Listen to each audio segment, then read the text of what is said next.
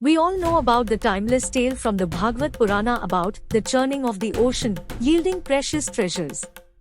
Yet, what if I told you that this story holds even more profound insights into life? In this video, we will decode this narrative and unveil its hidden wisdom. Before we delve into the profound depths of its meaning, let's take a moment to recap the events for a clearer understanding. And if this is your first time here, I request you to hit the like button and subscribe. Your support motivates me to create better content for you. Now, let's continue with our story. Once, a time of harmony prevailed among the Devas in heaven as they looked after the world with their immense powers. Yet, a single incident altered their fate. Sage Durvasa, renowned for his unpredictable temper, visited Vaikuntha and was gifted a garland of celestial flowers by a damsel named Vidyadhara. On his journey back, Durvasa crossed paths with Indra, the king of Devas, and bestowed him that sacred garland.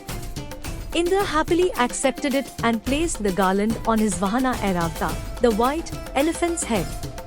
Airavata, unable to bear the fragrance of the flowers and the surrounding bees, threw it down and stamped on it. Enraged by this insult, Durvasa cursed Indra and the other Devas, stripping them of their powers. Eventually, Devas lost their powers and their kingdom to Asuras led by King Bali. In a state of panic and desperation, Indra turned to Brahma for guidance. Brahma, in turn, directed him to Lord Vishnu, who revealed that their powers could be restored only by churning the Ksheerasagara, the ocean of milk, and consuming the Amrita that would emerge. However, weakened and unable to perform this Herculean task, the Devas were in despair. Lord Vishnu then advised Devas to lift Mount Mandara to middle of the ocean and use Vasuki, the divine snake, as a rope to churn the ocean. However, faced with their own weakness, the Devas were uncertain about their ability to carry out this task too. In response, Vishnu offered them a strategic solution: to enter into a temporary truce with their greatest adversaries, the Asuras. Given that the Asuras possessed immense strength, they could be persuaded to assist in exchange for a share of the nectar. Yet, Lord Vishnu cautioned the Devas against harboring desires for any other treasures emerging from the ocean during the Samudra Manthan. He urged them to remain focused solely on the nectar's appearance on the ocean's surface. Vishnu reassured the Devas that once the Amrita emerged, he would safeguard it, ensuring that the Asuras wouldn't snatch it away. Once the carefully devised plan was in place, Indra set out for the domain of the Asuras, carrying the proposed treaty. Upon learning of Indra's intentions, the Asuras were intrigued and willingly agreed to participate in the unfolding events. They showed enthusiasm for the task, committing to the lifting of Mount Mandara and positioning it at the ocean's center. However, their initial excitement turned to despair as they attempted to hoist the mountain, only to find it impossibly heavy. The sheer weight bore down upon them, leading to the crushing of many Asuras under its immense pressure. In this dire moment, Lord Vishnu once again intervened. He took action by placing Mount Mandara atop the mighty Garuda, his divine eagle vehicle. With Mandargiri secured on Garuda's back, Lord Vishnu effortlessly transported it to the heart of the ocean. With the preparations complete, the Asuras proceeded to wrap Vasuki, the divine serpent, around the mountain.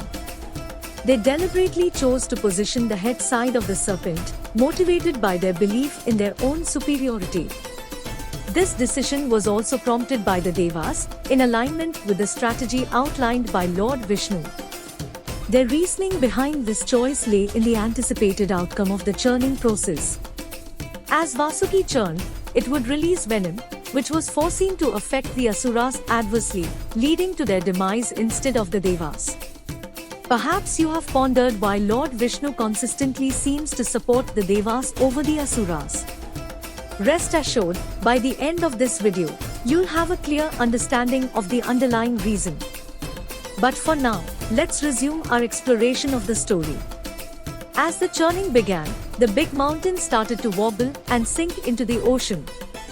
To prevent this, Vishnu turned into a giant tortoise, Kurma Avatar, and dived into the ocean, carrying the massive mountain on his back. As the ocean continued to churn, it first released a deadly poison known as halhala or kalakuta, which was so potent could cause blindness and breathing difficulties. Instantly and without hesitation, Lord Shiva descended from Mount Kailash and courageously consumed the poison. In a protective gesture, Mother Parvati quickly clung to his neck, ensuring the poison didn't spread throughout his body. This act caused Shiva's throat to turn permanently blue, earning him the name Neelkantha. Following that, a variety of precious gems or Ratnas also surfaced from the Samudra Manthan. These gems were divided among the Devas, Asuras, and sages. The first treasure to emerge from the ocean was goddess Lakshmi. She chose to return to Vaikuntha, where her consort Lord Vishnu resided. The second emergence was that of the Asuras, celestial nymphs, who chose Gandharvas as their companions and decided to make their abode in Swarga Lok. Following that, Kamadhenu, the divine wish-fulfilling cow, appeared. It was claimed by Lord Brahma and bestowed upon the sages for their benevolent endeavors. The fourth gem to emerge was Airavata, the magnificent white elephant, and once the mount of Lord Indra. Indra wasted no time in reclaiming Airavata as his faithful Vahana, bringing it back with him to his heavenly abode. Next, there was Ksheerasagara, a seven-headed horse, which the Asura king Bali chose to keep as his own. The sixth gem was Kaustubhamani, a precious divine jewel that adorned the chest of Lord Vishnu. Following that came the Parijatha flower tree from the depths of the ocean. Indra decided to take it to Deva Lok. Next was Sharanga, the divine bow which Lord Vishnu used in his avatars. Then appeared Chandra, the moon god who adorned the matted head of Lord Shiva. Next on this list is Shankha, the Panchjanya conch that was acquired by Lord Vishnu. Then Kalpavriksha, the wish-fulfilling tree, appeared. This was taken by Indra. Finally appeared Dhanvantri, the divine doctor god, holding the pot of Amrita, the sacred nectar of immortality. Lord Vishnu then appeared as Mohini and distracted the Asuras, distributing the Amrita to the Devas. But one Asura named Swarbanu disguised himself as a Deva and drank a portion of it. Lord Vishnu as Mohini discovered this and cut off his head with the Sudarshana Chakra before the Amrita could pass his throat. His head became Rahu and his body became Ketu. Now, the most interesting part, although this is a Puranic story, it holds profound wisdom for humans to understand. The entire Samudra Manthan is connected with humans and self-realization. Firstly, the Devas symbolize the Sattva gunas within us, our virtuous qualities. On the other hand, the Asuras represent the Rajas and Tamogunas. While Sattva qualities are desirable, sometimes Rajas and Tamogunas fuel our passion and determination. The key lies in transcending these qualities to align with our soul's purpose, achieving self-realization by striking a harmonious balance. The Mandara mountain mirrors our mind, churned by the serpent Vasuki, representing our desires. Careful management of desires prevents them from poisoning or diverting us from the path of self-realization. Vishnu's Kurma Avatar, supporting the teetering mountain, signifies how God involves in helping us to face every challenge that we encounter in attaining Him, and also God's hint to control our senses and detach ourselves, akin to a tortoise withdrawing into its shell. The emergence of halhala poison, the initial result of the churning, signifies the physical and mental hardships endured during intense spiritual practices. This phase is a challenging ordeal where many give up. Yet, it's vital to stand fearless and selfless, like Lord Shiva who courageously drank the poison. Surrendering to our inner divinity aids us in transcending suffering, analogous to Lord Shiva's intervention. The treasures emerging from the ocean symbolize siddhis or spiritual powers attained in our journey. However, focusing on siddhis could lead us astray from our initial purpose. Just as Lord Vishnu cautioned the Devas, we must remain resolute in our inner quest and utilize these powers for collective well-being, avoiding personal desires. The Asuras, driven by pride and ego, ended up deceived. This mirrors our own struggles when our senses and negative traits like pride, ego, and lust take control, leading to failure. However, if we let go of desires, stay focused, and detach ourselves, trusting our inner divinity, we can find a path to Amrita, the sacred nectar. Dhanvantri, emerging with the nectar from the Samudra, symbolize the longevity and well-being gained from Amrita. This state aligns with that of the Siddhas.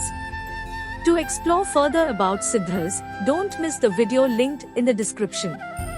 The Amrit represents the ultimate nectar or the fruit of our tough sadhana, which is the activation of the third eye or the divine Kundalini Shakti reaching Sahasrara Chakra, rendering the soul immortal and merging it with the divine. This liberation from the cycle of birth and death culminates in the realization of our true life's purpose. Finally, why did Lord Vishnu consistently show favor towards the Devas? It's because, as a protector and Paramatma, he assumes multiple avatars to impart a crucial lesson to humanity about the primacy of Sattva Gunas over Rajas and Tamas. This is why he aimed to overcome the Asuras in each incarnation, symbolizing the ongoing battle between our positive and negative traits. In essence, the Samudra Manthan holds profound teachings about self-realization. Just as the Devas and Asuras work together to achieve a higher goal, we must balance our qualities and shun our desires to embark on a transformative journey towards self-realization. I trust that this perspective has shed light on purpose of life and how Puranas hold significant hidden secrets behind every story. If you found this insightful, please show your support by liking this content and subscribing to this channel if you haven't already. Thanks for watching.